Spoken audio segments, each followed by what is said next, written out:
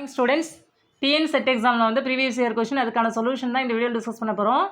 தி eigen value ஐ of the following Fredholm integral equation y of x is equal to I into integral 0 to 1 x square into t into y of t into dt is அப்படின்னு சொல்லி question கொடுத்துருக்காங்க. என்ன சொல்லியிருக்காங்க, நமக்கு ஒரு ஃப்ரெட்ஹாம் integral equation நம்ம கொடுத்துட்டாங்க. இங்கே ஐ இருக்கு இல்லையா, இதுதான் நமக்கு ஐகன் வேல்யூ. இதனுடைய வேல்யூ தான் கேட்குறாங்க. நமக்கு 4 ஆப்ஷன்ஸ் கொடுத்துருக்காங்க. First option is -2, second option is 2, third option is 4 and last option is -4. இதுக்கான சொல்யூஷன் நம்ம இங்கே டிஸ்கஸ் பண்ணலாம்.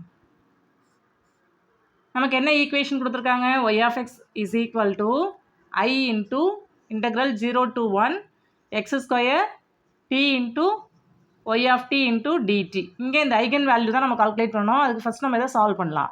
இப்போ ஐயை ஃபிக்ஸ் பண்ணிக்கலாம். இந்த இன்டெக்ரல் கவனிச்சோம் அப்படின்னா இது இன் டர்ம்ஸ் ஆஃப் டீயில் இருக்குது. இங்கே dt இருக்கு இல்லையா, அப்போ டீயில் தான் இந்த இன்டெக்ரல் இருக்குது. அப்போ எக்ஸ் ஸ்கொயர் வந்து நமக்கு இங்கே கான்ஸ்டன்ட்டு வெளியில் எடுத்துடலாம். எக்ஸ் ஸ்கொயர் வெளியில் எடுத்துட்டோம் அப்படின்னா integral 0 to 1 t into y of t into dt. இப்போ இந்த இன்டெக்ரல் வேல்யூ இருக்கு இல்லையா, இதுக்கு பதிலாக நம்ம சப்ஸ்டியூஷன் கொடுத்துக்கலாம். I into x square into c1 இப்படி நம்ம சப்ஸ்டியூட் பண்ணிக்கலாம். where c1 is equal to integral 0 to 1 t into y of t into dt இல்லையா. இங்கே இந்த இன்டெக்ரல் வேல்யூக்கு பதிலாக தான் c1 சப்ஸ்டியூட் பண்ணுறோம். அதுதான் நம்ம இங்கே நோட் பண்ணியிருக்கோம். நெக்ஸ்ட் இந்த இன்டெக்ரல் நம்ம சால்வ் பண்ணி இதனுடைய வேல்யூ ஐனுடைய வேல்யூ ஈஸியாக கால்குலேட் பண்ண முடியும். இப்போ கவனிங்க, இதை சால்வ் பண்ணுறோம் அப்படின்னா என்ன ஆகும், நமக்கு இன்டெக்ரல் 0 to 1 t அப்படியே இருக்கும். இங்கே y of t இருக்கு இல்லையா, y of t னுடைய வேல்யூ நம்ம எப்படி கால்குலேட் பண்ணணும் அப்படின்னா, இங்கே நம்ம நோட் பண்ணியிருக்கோம் இல்லையா, இது y of x. y of xனா நமக்கு எப்படி வேல்யூ எக்ஸிஸ்ட் ஆகுது, y of t அப்படின்னா I into t square into c1 அப்படின்னு வேல்யூ எக்ஸிஸ்ட் ஆகும். அதை நம்ம இங்கே சப்ஸ்டியூட் பண்ணலாம்.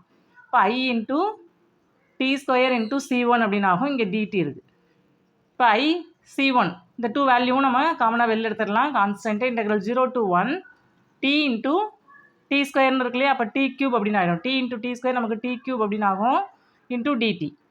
தென் I into c1 இந்த வேல்யூ, அதாவது t கியூப்பை நம்ம இன்டெகிரேட் பண்ணுறோம்னா என்ன வேல்யூ, t power 4/4 அப்படின்னு நமக்கு தெரியும் இல்லையா.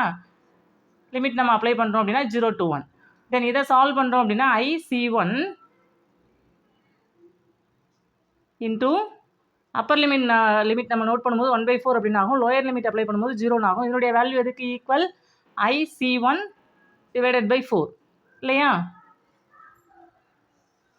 நம்ம இப்போ என்ன கால்குலேட் பண்ணியிருக்கோம், c1 is equal to I c1 divided by 4 இப்படி நம்ம கால்குலேட் பண்ணியிருக்கோம். இந்த 4 நம்ம கிளாஸ் மல்டிப்ளை பண்ணுறோம் அப்படின்னா 4c1 அப்படின்னு ஆகும், which is equal to I c1.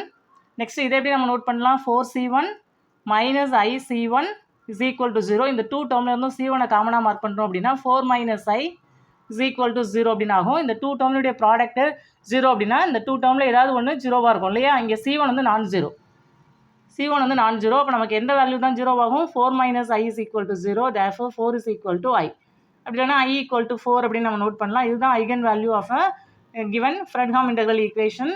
நம்ம ஆப்ஷனை கவனிச்சோம் அப்படின்னா தேர்ட் ஆப்ஷன் என்ன கொடுத்துருக்காங்க, 4ன்னு கொடுத்துருக்காங்க. அப்போ தேர்ட் ஆப்ஷன் தான் நமக்கு இங்கே கரெக்டு, மற்ற 3 ஆப்ஷன்ஸும் இங்கே wrong.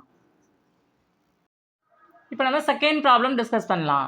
Any solution of homogeneous ultra integral equation of the second kind 5 of x minus lambda into integral 0 to x k of x comma y into 5 of x into dy is equal to 0 in L2 space is அப்படின்னு சொல்லி question கொடுத்துருக்காங்க. என்ன சொல்லியிருக்காங்க, ஒரு homogeneous ultra integral equation of the second kind நம்ம note பண்ணுறோம் அப்படின்னா L2 ஸ்பேஸில் அதனுடைய சொல்யூஷன் எப்படி எக்ஸிஸ்ட் ஆகும் அப்படின்னு சொல்லி தான் கொஸ்டின் கேட்டிருக்காங்க. நமக்கு 4 ஆப்ஷன்ஸ் கொடுத்துருக்காங்க. First option is necessarily a zero function, second option is necessarily a non-zero function, third option is absolute function and last option is constant function. இது ஒரு டைரக்ட் ரிசல்ட் தான். இந்த ப்ராப்ளத்துக்கான சொல்யூஷன் வந்து necessarily a zero function அப்படின்ற இந்த first option தான் நமக்கு இங்கே கரெக்டு, மற்ற 3 ஆப்ஷன்ஸும் இங்கே ராங்.